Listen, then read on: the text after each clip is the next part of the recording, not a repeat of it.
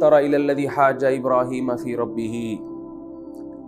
کیا آپ نے دیکھا اس شخص کی طرف جس نے ابراہیم علیہ السلام سے حجت بازی کی تھی اپنے رب کے بارے میں؟ ان آتاہ اللہ الملک، اس لیے کہ اللہ نے اس کو حکومت دی تھی۔ یہ واقعہ ابراہیم علیہ السلام اور نمرود کا ہے۔ نمرود بھی خدائی کا دعویٰ کیا کرتا تھا، بلکہ کہتا تھا کوئی خدا سرے سے ہے ہی نہیں، ایتھیسٹ تھا، ملحد تھا۔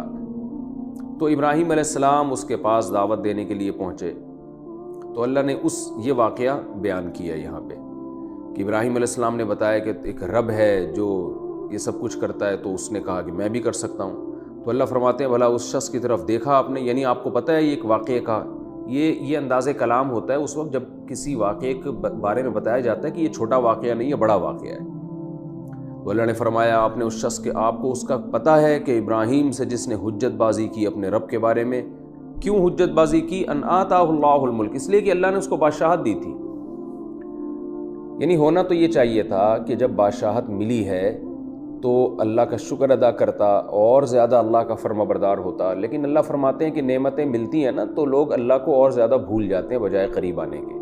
اس کے ساتھ بھی ایسا ہی ہوا تھا کہ اللہ نے بادشاہت دی ہے تو اللہ ہی کو بھول گیا، اور ابراہیم علیہ السلام سے ان کے رب کے بارے میں حجت بازی کرنے لگا، بحث کرنے لگا کہ میں نہیں مانتا خدا کو۔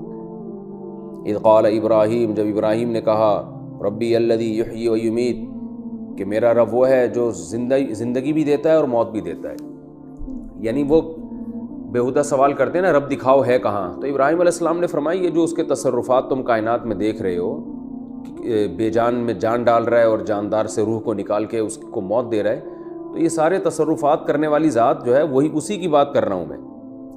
تو وہ پاگل آدمی کہنے لگا انا احیی و امیت، میں بھی زندہ کرتا ہوں اور میں بھی موت دیتا ہوں۔ اب روایات میں اس کا واقعہ ملتا ہے کہ اس نے کیا کیا کہ ایک شخص جس کے پھانسی کا فیصلہ ہو چکا تھا کہ اس نے مرنا ہے، تو اس کو فیصلہ کیا کہ اس کو رہا کر دو، اور جس کا فیصلہ نہیں ہوا تھا پھانسی کا تو اس کا حکم دیا کہ اس کو قتل کر دو۔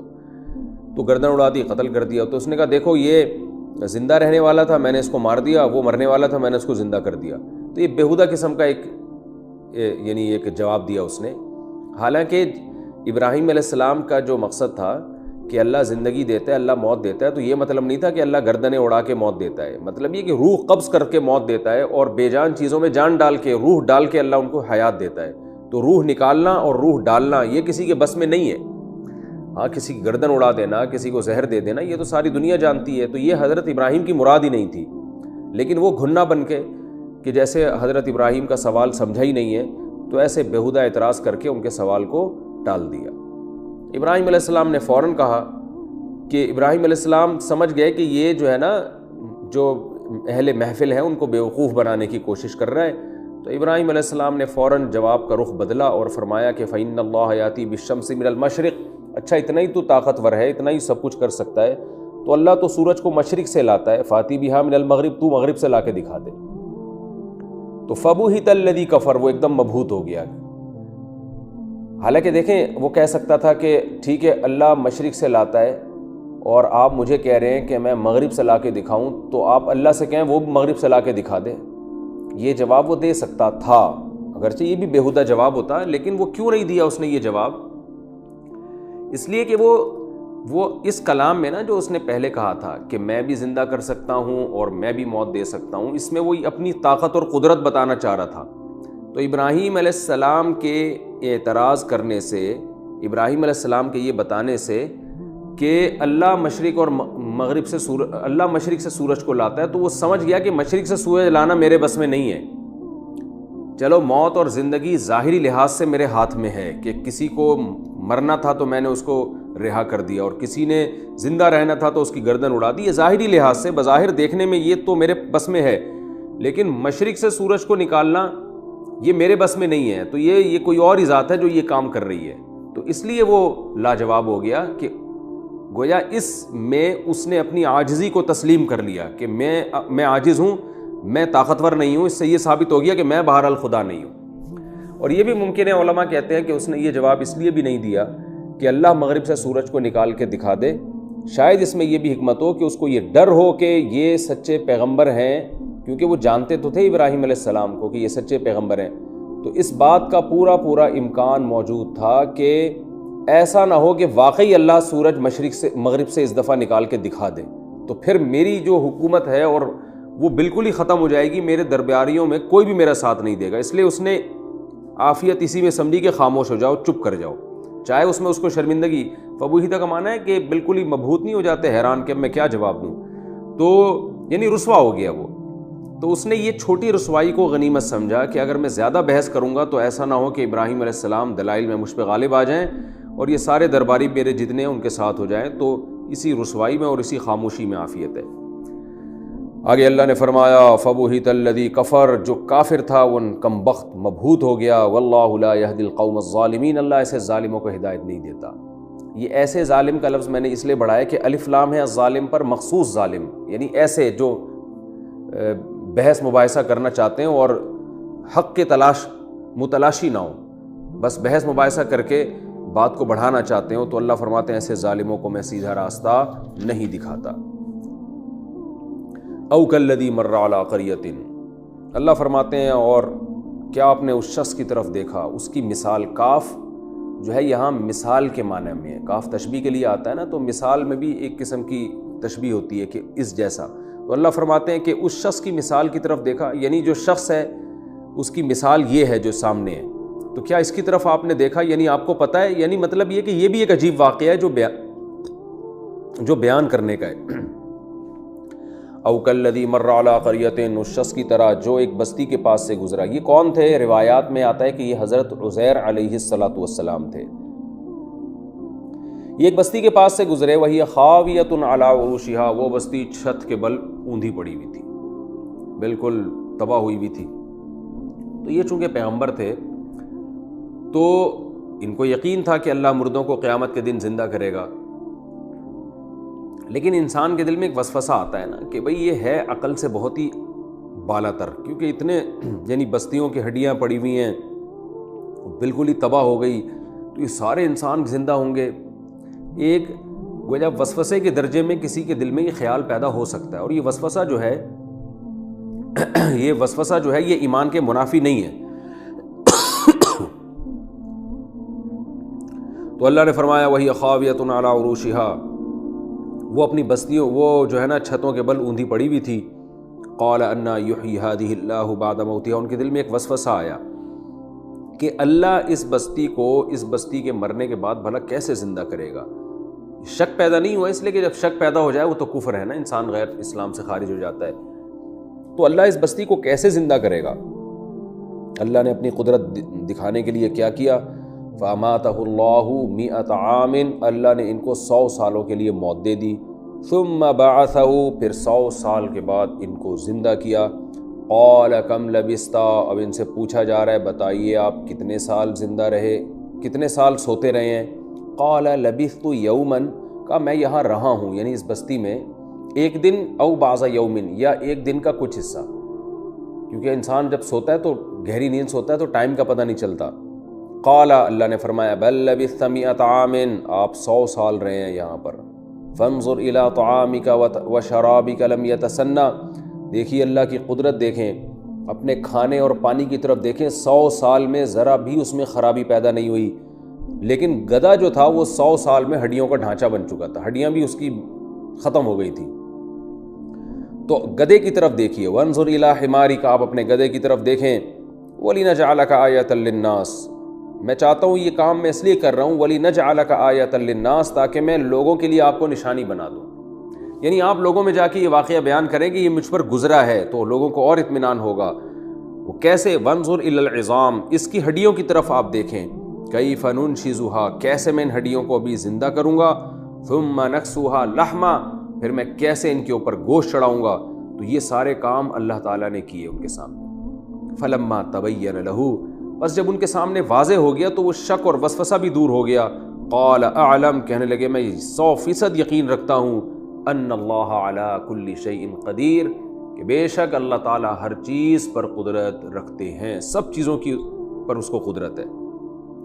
تو یہ واقعات اللہ تعالیٰ اہل ایمان کے ساتھ کبھی کبھار کرتے ہیں، آج بھی ہو جاتے ہیں واقعات، ہمیشہ سے ہوتے رہے ہیں۔ جب پیغمبر کے ساتھ ایسے واقعات ہوں تو ان کو معجزہ کہا جاتا ہے، ولی اللہ کے ساتھ ایسے واقعات ہوئیں تو اس کو کرامت کہا جاتا ہے. معجزہ بھی اللہ کی طرف سے ہوتا ہے, کرامت بھی اللہ کی طرف سے ہوتی ہے. تو یہ ایسے واقعات ہو جاتے ہیں, اس میں اللہ اپنی قدرت کو دکھاتے رہتے ہیں. میں نے خود بذات خود شہداء کے خون میں خوشبو سونگھی ہے, کئی ہفتے ان کی لاشیں ہم نے دیکھی ہیں کہ خراب نہیں ہوتی. بہت واقعات اس طرح سامنے بھی آئے, خود ہم نے بھی دیکھے. تو یہ اللہ تعالیٰ اپنی قدرت دکھاتے ہیں کہ سب کچھ سائنس نہیں ہے, سب کچھ اسباب نہیں ہے. اللہ تعالیٰ کسی سائنٹیفک لاجک کا محتاج نہیں ہے کچھ کرنے میں.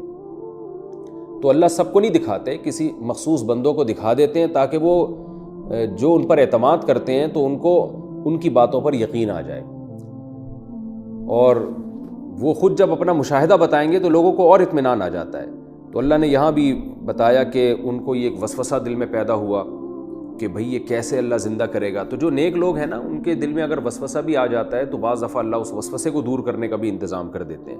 یاد رکھیں, شک پیدا ہو جانا کہ اللہ زندہ کرے گا کہ نہیں کرے گا, یہ تو کفر ہے, اس سے تو انسان اسلام سے خارج ہو جاتا ہے. شک نہیں ہے, شک اور وسوسے میں فرق ہے. وسوسہ ایسی چیز کو کہتے ہیں جس کے پیچھے کوئی دلیل نہ ہو, بھائی ایسے ہی شیطان آ کے نا کچوکے لگا رہا ہوتا ہے. یہ ہر ایک کے ساتھ آج بھی ہوتا ہے, اسلام کے بارے میں الٹے خیالات آنا شروع ہو جاتے ہیں اور انسان اس پہ پریشان ہوتا ہے کہ یہ کیوں خیالات آ رہے ہیں. پریشان ہونا اس کی علامت ہوتی ہے کہ آپ مومن ہیں, آپ کے دل میں اسلام کے بارے میں شبہ نہیں ہے, ورنہ پریشان نہ ہوتے, آپ خوش ہوتے. تو پریشان ہونا اس کی علامت ہے کہ آپ مومن ہیں, تبھی تو آپ پریشان ہو رہے ہیں کہ میرے ایمان پہ ڈاکہ کیوں ڈل رہا ہے, اس لیے کہ آپ مومن ہیں. یہی وجہ ہے کہ حدیث میں وسوسے کو عین ایمان قرار دیا ایک روایت میں, کہ جس کے دل میں وسوسہ آئے نا اور وہ پریشان ہو رہا ہو تو یہ عین ایمان ہے, یہ اس کی علامت ہے کہ آپ پکے مومن ہیں. تو اس لیے وسوسوں کو زیادہ مسلط نہیں کرنا چاہیے اپنے اوپر, لیکن بعض دفعہ اللہ ان وسوسوں کو دور کرنے کا انتظام بھی کر دیتے ہیں. تو اللہ نے جیسے عزیر علیہ السلام کے لیے کیا, ان کو خیال ہو رہا ہے پتہ نہیں یہ بستی, یہ اتنی پرانی بستی کیسے زندہ ہوگی. تو اللہ نے فرمایا چلو میں کر کے دکھا دیتا ہوں. ان کو موت دے دی اللہ نے. اصحاب کہف کو تو اللہ نے موت نہیں دی تھی, سلایا تھا. 100 سال 300 سال تک ان کو اللہ نے موت دے دی. ثم بعثہ, پھر دوبارہ زندگی دی اور پوچھا کتنے سال آپ مرے رہے ہیں, موت کی حالت میں رہے ہیں. فرمایا کہ 1 دن یا اس سے بھی کم دن. تو اللہ نے فرمایا نہیں آپ 100 سال تک موت ہوئی ہے آپ کو. اب یہاں بہت ہی اللہ نے اپنی قدرت کے جتنے بھی عجوبے تھے نا سب دکھائے. گدھا جو تھا 100 سال میں برباد ہو گیا تھا, کھانا جو تھا وہ 100 سال میں بھی ویسے کا ویسا ہی تھا جیسا پہلے دن تھا. تو اللہ نے اپنی قدرت میں یہ بتا دیا کہ میں چاہوں تو کروڑوں سال بھی کسی چیز پہ گزر جائیں, اس میں کوئی تغیر نہ پیدا ہونے دوں, وہ ویسے کا ویسا ہی رہے گا. میں چاہوں تو اس چیز کو خراب کر دوں, جیسے کہ گدھا تھا اس کا تو کیڑے کھا گئے اس کی لاش کو, سب ختم ہو گیا وہ. اور میں چاہوں تو 100 سال میں جب ایک چیز بالکل مر کے ختم ہو کے مٹی ہو گئی اس کو دوبارہ ریورس کر کے اسی حالت پہ بھی لا سکتا ہوں میں. اور میں چاہوں تو آپ کو 100 سال میں دوبارہ زندہ کروں اور آپ کو پتہ ہی نہ چلے, یعنی آپ میں جو 100 سال گزرے وہ آپ کو احساس ہی نہ ہو کہ یہ گزرے کتنے سال ہیں. تو یہ ساری اللہ کی قدرت کے کرشمے ہیں, یعنی ہر طرح سے وہ سب کچھ کر سکتا ہے. اس ایک واقعے میں اللہ تعالیٰ نے یہ بتا دیا کہ کھانا ویسے کا ویسا ہی ہے, اس میں تغیر پیدا نہیں ہوا, اور گدھا جو تھا وہ بالکل ہی ختم ہو گیا اور اس کو اللہ تعالیٰ دوبارہ زندہ کریں گے. اور یہ بھی اس میں پتہ چلتا ہے کہ اللہ دوبارہ زندہ ایک لمحے میں بھی انسانوں کو دوبارہ زندہ کر سکتے ہیں. جیسے گدھے کو اسی وقت اللہ نے زندہ کر دیا, اس کی ہڈیاں بنائی, اس پہ گوشت چڑھا دیا. تو یہ اللہ کی قدرت کے بڑے دلائل ہیں. اور اللہ نے فرمایا وہ کہنے لگے میں یقین کرتا ہوں, یعنی میرا وسوسہ بھی دور ہو گیا کہ واقعی اللہ تعالیٰ ہر چیز پر قدرت رکھتے ہیں. تو قیامت کے دن بھی ایسا ہی ہوگا. جو ملحدین اور ایتھیسٹ کہتے رہتے ہیں کہ زندگی نہیں ہے کیسے زندہ ہوں گے, تو اللہ زندہ کر کے دکھا دے گا کہ جو پہلی مرتبہ پیدا کر سکتا ہے وہ انسان کو دوبارہ بھی پیدا کر سکتا ہے. اس کے بعد ابراہیم علیہ السلام کا واقعہ اسی سے ملتا جلتا. وَإِذْ قَالَ إِبْرَاهِيمُ رَبِّ أَرِنِي كَيْفَ تُحْيِي الْمَوْتَى, ابراہیم علیہ السلام نے بھی کہا کہ اللہ تو مجھے دکھا تو مردوں کو کیسے زندہ کرے گا. قَالَ أَوَلَمْ تُؤْمِنْ, اللہ نے ابراہیم علیہ السلام سے فرمایا ابراہیم کیا تجھے یقین نہیں ہے. قال بلا, حضرت ابراہیم نے فرمایا کیوں نہیں ہے اللہ, مجھے یقین ہے کہ تو قیامت میں مردوں کو زندہ کرے گا. ولکن لیطمئن قلبی, میں اس لیے مطالبہ کر رہا ہوں میرے دل میں اور اطمینان پیدا ہو جائے, علم مشاہدہ ہو جائے. تو یہ جو اللہ نے فرمایا نا ابراہیم علیہ السلام سے کہ اے ابراہیم کیا تجھے یقین نہیں ہے, یہ ابراہیم علیہ السلام کے لیے نہیں بلکہ ہمارے لیے. اس لیے کہ اللہ اگر یہ جملہ نہ کہتے تو کسی کے دل میں خیال آ سکتا تھا کہ بھئی ابراہیم خلیل اللہ جیسے پیغمبر کو جب شک ہو سکتا ہے تو ہم اور آپ کس کھیت کی مولی ہیں؟ تو اس لیے اللہ نے درمیان میں ابراہیم علیہ السلام سے سوال کیا، انہی کی زبان سے جواب دلوا کے قرآن کا حصہ بنا دیا، یہ بتانے کے لیے کہ ابراہیم کو کوئی شک نہیں تھا اور ابراہیم کو 100% اطمینان تھا، بلکہ وہ اپنے اطمینان میں اضافہ کرنا چاہتے تھے۔ تو اطمینان ایسی چیز ہے کہ اس میں کمی بیشی ہو سکتی ہے، یہ بڑھ بھی سکتا ہے، کم بھی ہو سکتا ہے۔ قال فخذ اربعۃ من الطیر، اللہ نے فرمایا ٹھیک ہے آپ 4 پرندے لیجئے، فصرہن الیک، ان کو اپنے آپ سے مانوس کیجئے۔ پرندوں کی عادت ہوتی ہے کوئی مخصوص آواز سے جب آپ ان کو مانوس کرتے ہیں تو وہ جب آپ وہ خاص آواز نکالیں تو پرندہ دوڑتا ہوا آتا ہے آپ کی طرف، تو ان کو اس آواز سے مانوس کیجئے، یعنی ہر پرندے کو الگ آواز سے۔ ثم اجعل علی کل جبل منہن جزءا، پھر ہر پہاڑ پر ان میں سے ایک حصہ رکھیں، یعنی ان کو ذبح کر کے، روایات میں جو تفسیر آتی ہے ذبح کر کے ان 4 پرندوں کا گوشت قیمہ بنا کے آپس میں ایسے مکس کر دیں، پروں سمیت مکس کرنے کے بعد 4 ٹکڑوں میں تقسیم کریں، ہر ٹکڑے میں ہر پرندے کا حصہ ہے اور چاروں طرف پہاڑوں کے چوٹی پر رکھ دیں آپ یہ جا کے۔ پھر کیا کریں؟ ثم ادعوہن، پھر ان کو پکاریں۔ کیا مطلب؟ اس آواز کے ساتھ پکاریں جس آواز سے آپ نے پرندے کو مانوس کیا ہے۔ تو یاتینک سعیا، اور دیکھ لیں یہ سب آپ کی طرف دوڑتے ہوئے آئیں گے۔ تو ابراہیم علیہ السلام نے ایسے ہی کیا، جو آواز نکالتے جس پرندے کی، اس کی بوٹیاں گوشت موش اڑتے اور آپس میں چپکتے، چونچ اور یہ ساری چیزیں اڑ کے پورا پرندہ بن کے ابراہیم علیہ السلام کی طرف دوڑتا ہوا آتا۔ اللہ نے فرمایا وَاعْلَمْ أَنَّ اللَّهَ عَزِيزٌ حَكِيمٌ، اے ابراہیم یقین کر لے اللہ زبردست غالب ہے۔ غالب کا مطلب جو چاہے کر سکتا ہے، حکیم ہے، حکمت والا ہے۔ حکمت والا کا مطلب کیا کہ آپ کو تو اللہ نے یہ دکھا دیا، ہر ایک کو نہیں دکھاتا، اس لیے کہ اگر اللہ ہر ایک کو یہ مناظر دکھانا شروع کر دے تو پھر ایمان بالغیب کا معاملہ ختم ہو جائے گا، پھر لوگوں کی آزمائش نہیں ہو سکے گی۔